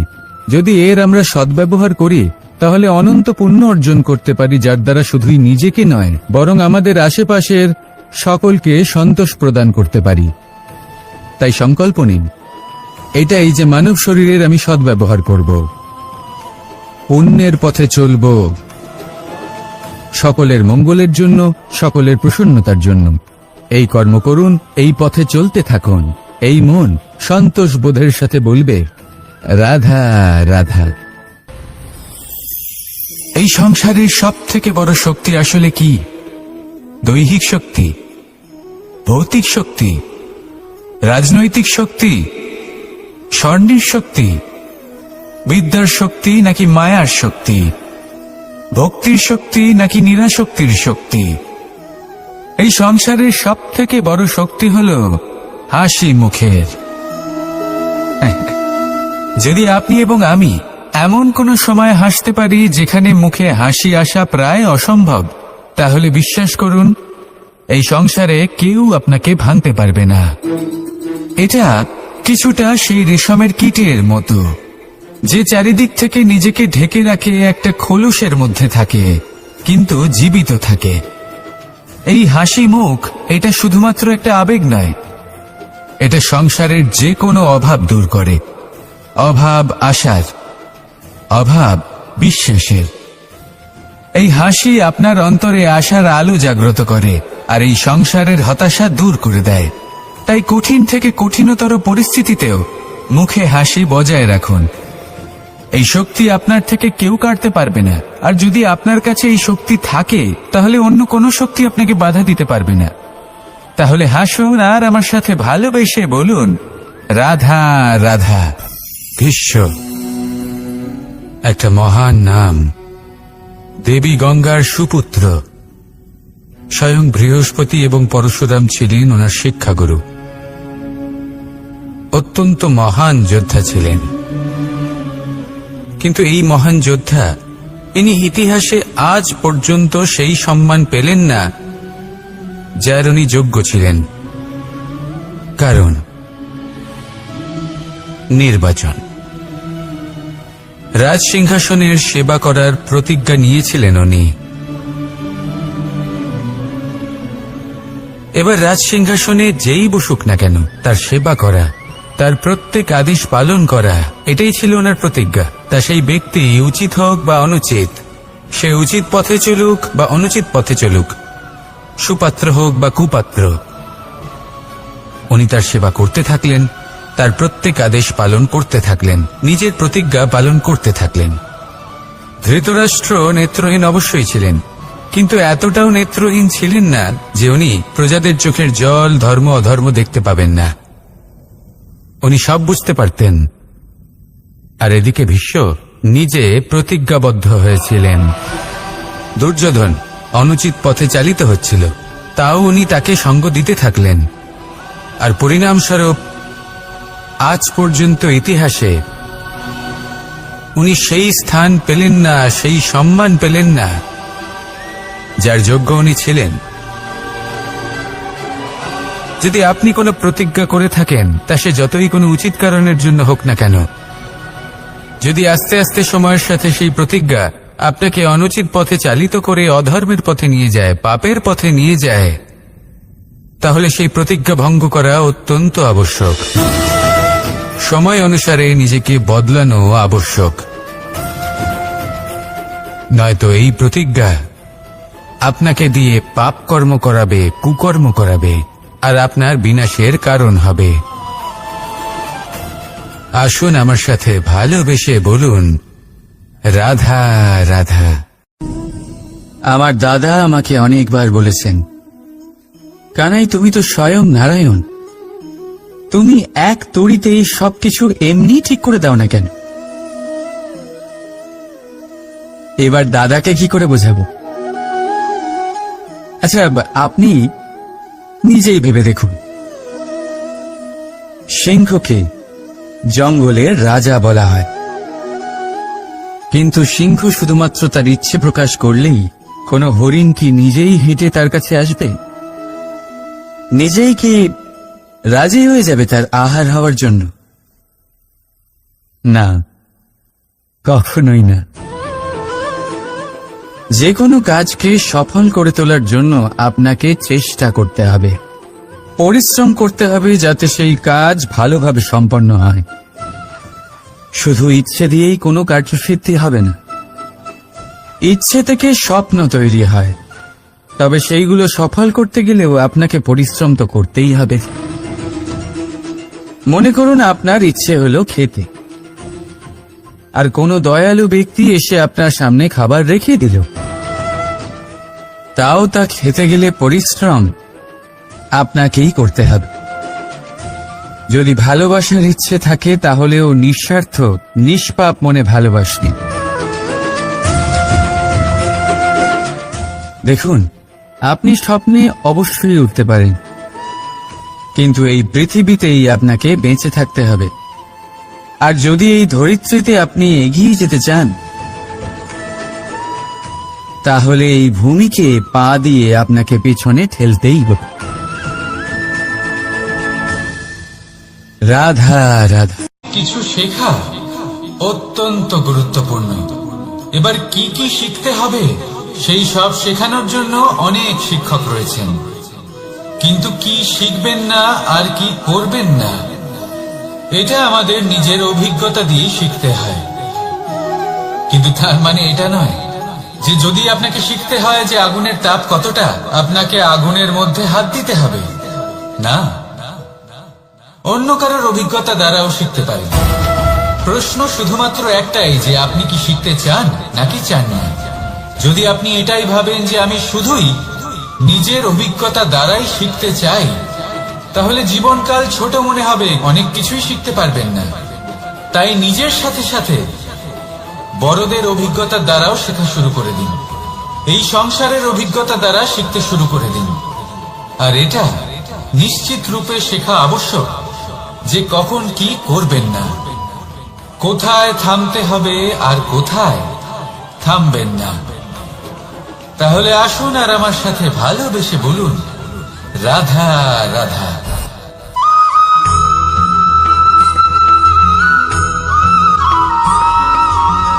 এই সংসারে সব থেকে বেশি কোমল বস্তু হলো রেশম।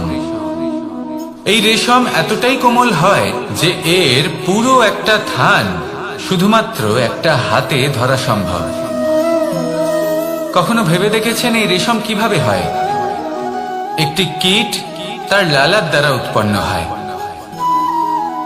এই কীট সেই রেশমকে পাক দিতে থাকে, পাক দিতেই থাকে আর আস্তে আস্তে তার মধ্যেই জড়িয়ে পড়ে। শেষে ওর এই সুন্দর অমূল্য সৃষ্টি রেশমের এই সুতো তার নির্মাণ কার্য পূর্ণ হয়, কিন্তু তাতেই ও নিজে বন্দী হয়ে যায়। নিজেরই মায়াজালের এই বন্দী গৃহে নিজেই ফেঁসে যায়।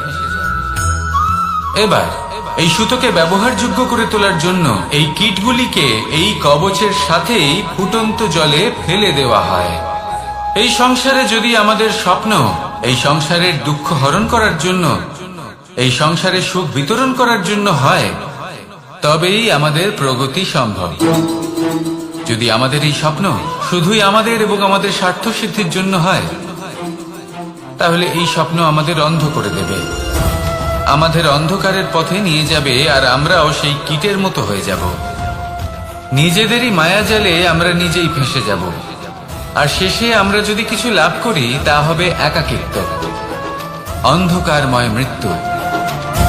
তাই স্বপ্ন অবশ্যই দেখুন, কিন্তু এমন ভাবে স্বপ্ন দেখবেন না যে তার এই বন্দিগৃহে আপনি নিজেই ফেঁসে গেলেন। স্বপ্ন দেখুন পরোপকারে।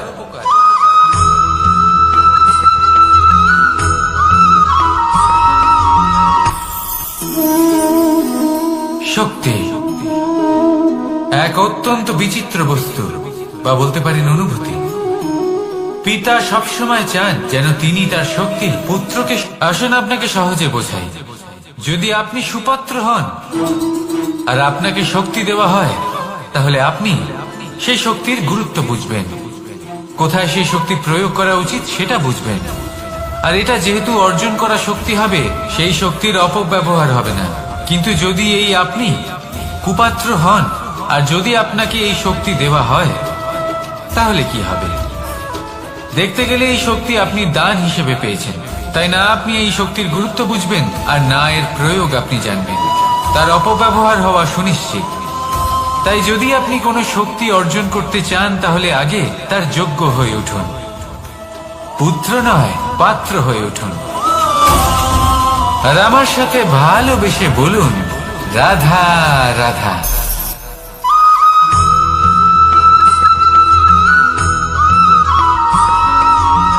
এই সংসারে প্রত্যেক মানুষ এটাই চান যে তিনি যেন ধনবান হন, আর্থিক অবস্থা তার ভালো থাকে, ওনার বাড়িতে লক্ষ্মীর আগমন হয়।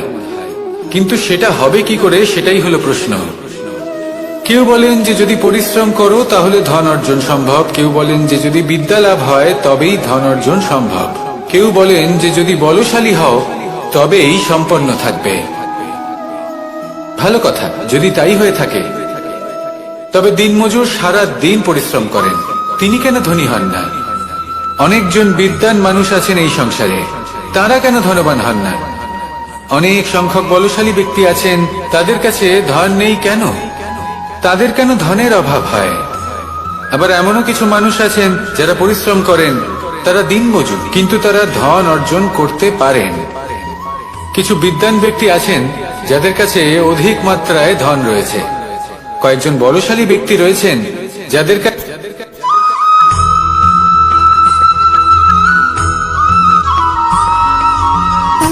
সুখ, দুঃখ এবং শক্তি, এই তিন হলো এই সংসারের ত্রিদেবের মতো। আমাদের জীবনে যা কিছু ঘটছে এই তিনটির ভিত্তির উপরেই হচ্ছে।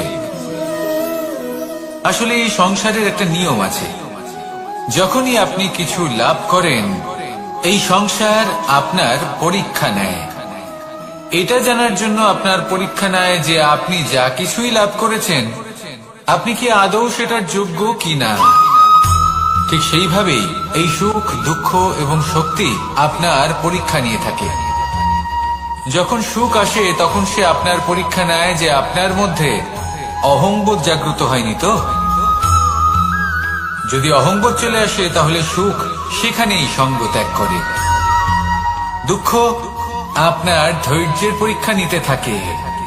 আর যদি আপনার মধ্যে ধৈর্য না থাকে তাহলে এটা আপনাকে আরো বেশি দুঃখের গভীর অন্ধকারে ঠেলে দেবে।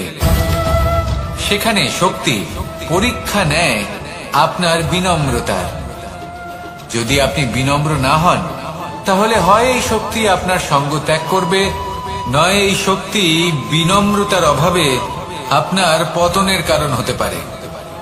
এই সংসারে যে কোনো ব্যক্তি যিনি এই পরীক্ষায় উত্তীর্ণ হয়ে থাকেন, এই জীবনে তিনি সাফল্য লাভ করেন।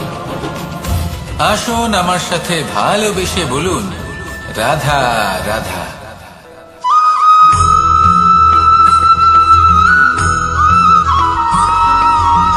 পঞ্চতত্ত্বের মধ্যে দ্বিতীয় তত্ত্ব হল ধরণী, ভূমি, যাকে আমরা ধরণী মাতা বলি।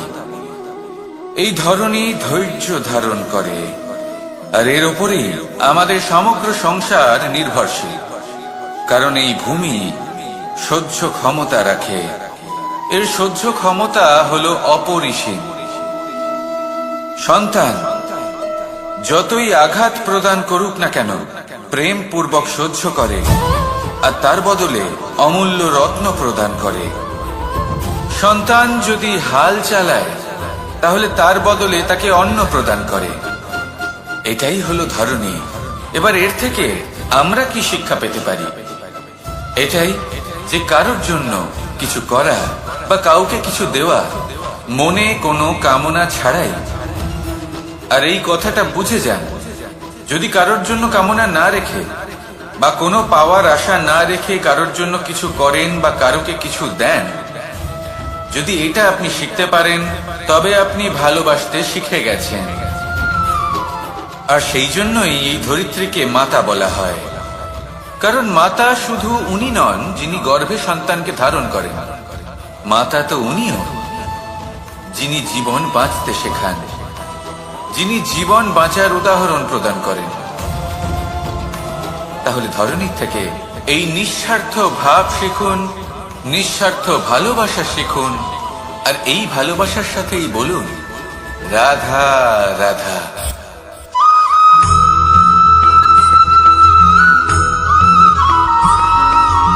মানুষ জন্মগ্রহণ করে, তার সাথে ভয়েরও জন্ম হয়।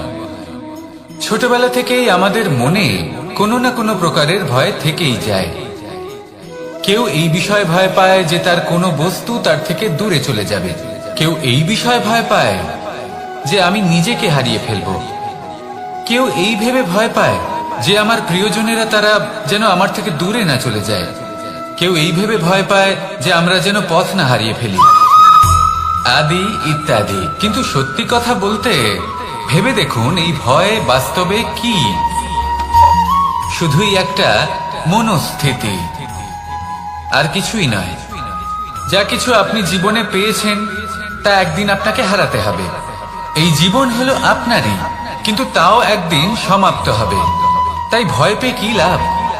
এই ভয় শুধু আপনাকে জীবন যাপন করা থেকে বাধা দিচ্ছে, আর কিচ্ছু নয়। পথ হারিয়ে ফেললেই বুঝতে পারবেন যে নতুন পথ কিভাবে বানাতে হয়। কিছু মানুষকে জীবন থেকে হারালে তবেই আপনি বুঝবেন যে আপনার আপনজনকে। এই ভয়ের কারণে ভীত হয়ে থাকবেন না। এই তারা নক্ষত্র অন্ধকারের অভাবে গুরুত্ব হারায়। শিবকেও মহাদেব হবার জন্য বিষপান করতে হয়েছিল। প্রত্যেক পরিস্থিতি, প্রত্যেক সাফল্য আপনার পরীক্ষা নেবে, তাতে উত্তীর্ণ হওয়া হলো আপনার কর্ম। যখনই আপনি ভয় পাবেন বা সংকটের সম্মুখীন হবেন, তখন সাহসের সাথে তার সম্মুখীন হন। মনে রাখবেন, যে সম্মুখীন হতে জানে সাফল্য তার সাথে সবসময় থাকে। আসুন আর আমার সাথে ভালোবেসে বলুন, রাধা রাধা।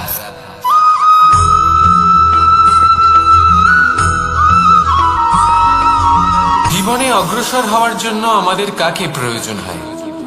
মাতা পিতা, বন্ধু, প্রেম, সাহায্য, অর্থ, পরিশ্রম, আশা। ভিন্ন ভিন্ন মানুষ ভিন্ন ভিন্ন বিকল্প চয়ন করে। যদি আমি আপনাকে বলি, তাহলে জয় আর পরাজয়ের মন্ত্র দুটো শব্দের উপর নির্ভর করে, মেনে নেওয়া আর দৃঢ় হওয়া। যদি মেনে নেন তাহলে হেরে যাবেন, যদি দৃঢ় হন তাহলে নিশ্চিত রূপে জয়ী হবেন। যদি কখনো আপনি ক্লান্ত হয়ে ওঠেন, আপনি দুঃখী হন, পুরোপুরি ভেঙে পড়েছেন, তখন মেনে নেবেন না যে আপনি ভেঙে পড়েছেন, নয়তো হেরে যাবেন। তখন উল্টে স্থির করবেন যে যাই হয়ে যাক না কেন আমি জয়ী হবই। আর আপনি দেখবেন যে জয় নিশ্চিত রূপে আপনার কাছেই আসবে। তাহলে এই কথা মনে রাখবেন আর আমার সাথে ভালোবেসে বলবেন, রাধা রাধা।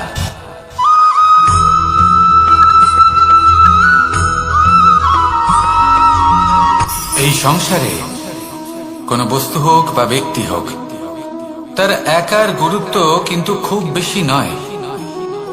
একটা উদাহরণ হিসেবে বৃষ্টির ফোঁটাকে ভেবে দেখুন। যদি একটি বৃষ্টির ফোঁটা হয় তাহলে তার খুব বেশি গুরুত্ব থাকে না, কিন্তু যখন সহস্র বৃষ্টির ফোঁটা মেঘের মধ্যে দিয়ে ঝরে পড়ে তখন সেটা বর্ষার রূপ ধারণ করে। সেই বর্ষা যা এই প্রকৃতিকে শান্ত করে। সেইভাবেই পাথরের ছোট টুকরো তার খুব বেশি গুরুত্ব থাকে না, কিন্তু যখন অসংখ্য পাথরের টুকরো একত্রিত হয় তখন তা পর্বতের আকার ধারণ করে। সেইভাবেই কিছু মানুষ যখন একত্রিত হন তখন তৈরি হয় পরিবার, কিছু পরিবার যখন একত্রিত হয় তখন তৈরি হয় সমাজ, যখন অনেক সংখ্যক সমাজ একত্রিত হয় তখন তৈরি হয় রাজ্য। এবার এই রাজ্যের সব থেকে গুরুত্বপূর্ণ ব্যক্তি হতে পারেন রাজা, কিন্তু তাও সেই রাজা একা কিছু করতে পারেন না। যুদ্ধ লড়ার সময় তারও নিজের সৈন্যদলকে প্রয়োজন পড়ে। কিন্তু এই সংসারে এমন একজন ব্যক্তি আছেন যিনি একাই সব কাজ করতে থাকেন, এবং সেই ব্যক্তি হলেন মা। আমাদের জীবনে একজন পিতার ভূমিকা কিন্তু নিঃসন্দেহে অমূল্য, কিন্তু আমাদের সকলের জীবনে যে ভূমিকা একজন মায়ের তা অন্য কারোর থাকে না। একজন মা একাই সন্তানকে বড় করতে পারেন, সংস্কারী করে তুলতে পারেন, তার জন্য পরিশ্রম করেন। আর এত কিছু কাজ করার পরেও তার কাজের জন্য তিনি প্রশংসা অবশ্য পান না। উল্টে যদি সেই সন্তান অনুচিত পথে চালিত হয়, অনুচিত কর্ম করে, তখন সেই মাকেই অপবাদের পাত্র হয়ে উঠতে হয়। আমাদের জীবনে মায়ের যোগদান কতটা সেটা বুঝুন। আপনাকে বড় করে তোলার জন্য উনি কতটা পরিশ্রম করেছেন সেটা বুঝুন। আজ থেকে, এখন থেকে, এই মুহূর্ত থেকে মাকে সম্মান করতে শিখুন। যখন সময় পাবেন, যখন সুযোগ হবে, তখন তার প্রশংসা করুন, ওনারও ভালো লাগবে। আর মায়ের এই মমতার জন্য, তার এই ভূমিকার জন্য আসুন সবাই মিলে আমরা তাকে প্রণাম করি, আর সকলে মিলে ভালোবেসে বলি, রাধা রাধা।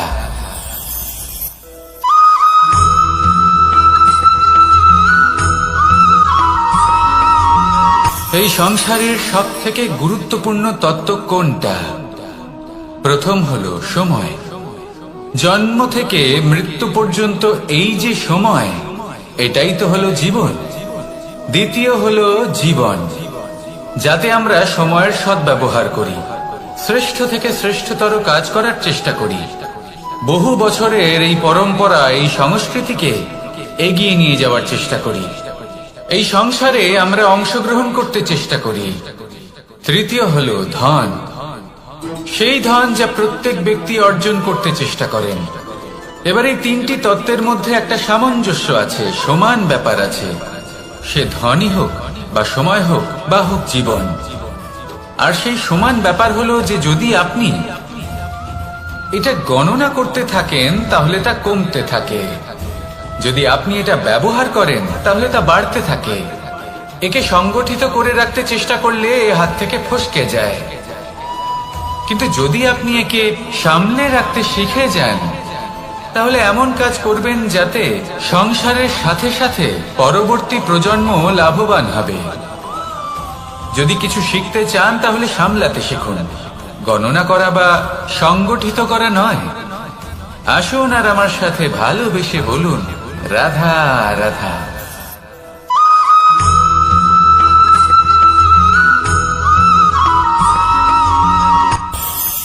এই এই সংসারে আমরা প্রকাশ কোথা থেকে পাই? এর উত্তর বড়ই সরল।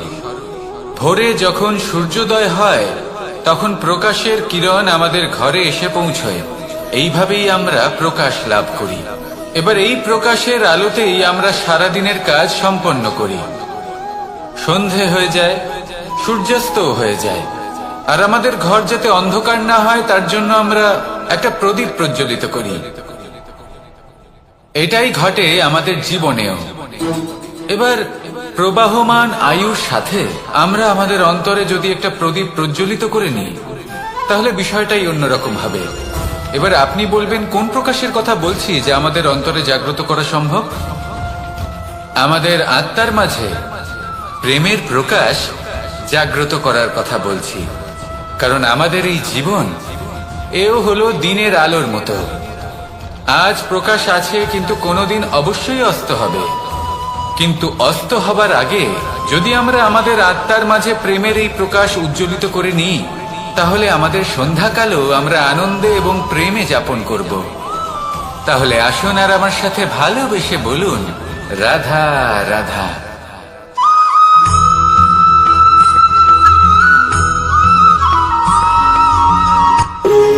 যখন মানুষের মৃত্যু হয় তখন কি হয়? অনেক সংখ্যক মানুষ শোক পালন করতে চলে আসেন। যে ব্যক্তি মৃত্যু লাভ করেছেন তার অনেক বস্তু থাকে যেগুলো তার প্রিয়, যেগুলো তিনি ব্যবহার করেছেন। তার শয্যা, তার বস্ত্র, তার আভূষণ সবকিছু তার থেকে বিচ্ছিন্ন করা হয় এবং খালি হাতে তাকে শ্মশানের উদ্দেশ্যে রওনা করা হয়। আমি আপনাকে এই প্রশ্ন করতে চাই, আপনি এই সংসারে কি অর্জন করেছেন? ধন সম্পত্তি, বস্ত্র, আভূষণ, এই সবকিছু যে আপনি অর্জন করেছেন আপনার মৃত্যুর পরে তা আপনার থেকে দূর হয়ে যাবে। এর উত্তর হলো একটাই, আপনার কর্ম। শুধু সেটাই আছে যা একান্ত আপনার, আর শুধু সেটাই এই সংসার থেকে চলে যাওয়ার পরেও সংসারেই জীবিত থাকবে। যদি আপনি দুষ্কর্ম করেন তাহলে এই সংসার আপনাকে একটি অনুচিত উদাহরণ হিসেবে মনে রাখবে যে এই ব্যক্তি খুব পাপী ছিল, অনুচিত কর্ম করতেন। যে পথে তিনি চলেছেন সেই পথে কারোর চলা উচিত নয়। সেখানেই যদি আপনি সৎকর্ম করেন তাহলে সংসার চিরকাল এটাই বলবে যে খুব ভালো মানুষ ছিলেন, সবাইকে ভালোবাসতেন, সবাইকে সাহায্য করতেন, আমার খুব প্রিয় মানুষ ছিলেন। এটাই হলো শ্রেষ্ঠ কর্ম। সেই জন্য জীবনে শুধুমাত্র ধন সম্পত্তি, আভূষণ এই সব অর্জন করতে গিয়ে নিজের মনোনিবেশ করবেন না। শ্রেষ্ঠ কর্ম করুন। সংসার থেকে চলে যাওয়ার পরেও এই কর্মই এই সংসারে আপনাকে জীবিত রাখবে। আসুন আমার সাথে ভালোবেসে বলুন, রাধা রাধা।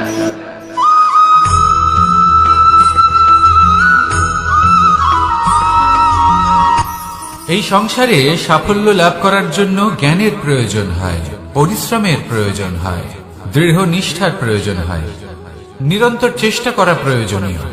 কিন্তু আরো কিছু আছে যা অত্যন্ত প্রয়োজনীয় এবং গুরুত্বপূর্ণ। তা হলো ভালো বন্ধু। তাদের থাকা অত্যন্ত প্রয়োজনীয়। যদি ভালো বন্ধু থাকে তাহলে সময় এলে তারা ঢাল হয়ে আপনাকে সুরক্ষা করবেন।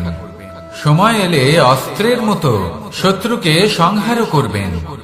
যদি তিনি জ্ঞানী হন, তাদের মধ্যে সদ্গুণ থাকে, তাহলে এই সব গুণ আপনার মধ্যেও প্রবেশ করবে। তাহলে সাফল্যের জন্য ভালো বন্ধু পাওয়া অত্যন্ত প্রয়োজনীয়। কিন্তু শুধু বন্ধু কেন, ভালো শত্রুও থাকা প্রয়োজনীয়। এবার আপনি ভাবেন আমি কি বললাম? যদি আপনার জীবনেও ভালো অর্থাৎ শক্তিশালী শত্রু থাকে তাহলে আপনিও শক্তিশালী হতে থাকবেন। এই শত্রু আপনাকে প্রেরিত করবে আরো বেশি শক্তিশালী হয়ে ওঠার। কখনো কোনো হরিণকে দেখুন, তীব্র গতিতে দৌড়তে থাকে। কেন তীব্র গতিতে দৌড়য়? এই কারণে নয় যে কোথাও তার জন্য মধুর ঘাস অপেক্ষা করে রয়েছে, না। সে এই কারণে তীব্র গতিতে দৌড়য় কারণ সেটা না করলে তার পেছনে একটি সিংহ আছে যে ওকে নিজের ভোজন করে ফেলবে। তাই জীবনে বিপদ, সংকট এই সবকিছুও হলো অত্যন্ত গুরুত্বপূর্ণ। তার সম্মুখীন হতে শিখুন আর আমার সাথে ভালোবেসে বলুন, রাধা রাধা।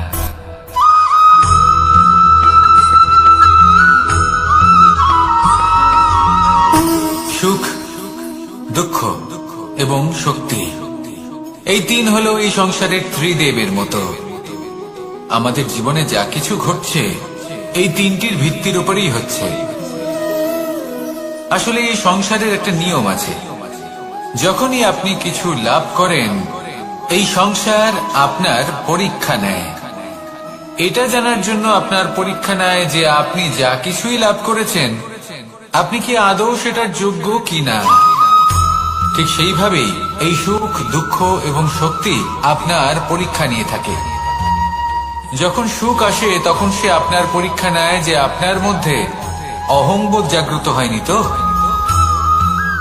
যদি অহংবোধ চলে আসে তাহলে সুখ সেখানেই সঙ্গ ত্যাগ করে। দুঃখ আপনার ধৈর্যের পরীক্ষা নিতে থাকে, আর যদি আপনার মধ্যে ধৈর্য না থাকে তাহলে এটা আপনাকে আরো বেশি দুঃখের গভীর অন্ধকারে ঠেলে দেবে। সেখানে শক্তি পরীক্ষা নেয় আপনার বিনম্রতার।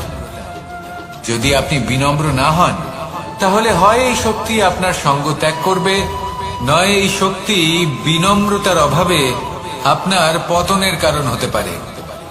এই সংসারে যে কোনো ব্যক্তি যিনি এই পরীক্ষায় উত্তীর্ণ হয়ে থাকেন এই জীবনে তিনি সাফল্য লাভ করেন।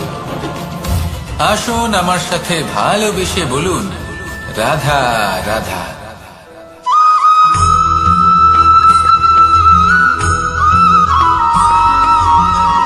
পুরুষার্থ। শাস্ত্রে 4 ধরনের পুরুষার্থের কথা বলা হয়েছে। প্রথম হলো ধর্ম। আপনি কি জানেন এই ধর্ম আসলে কি? আপনার কি মনে হয় ধর্ম আসলে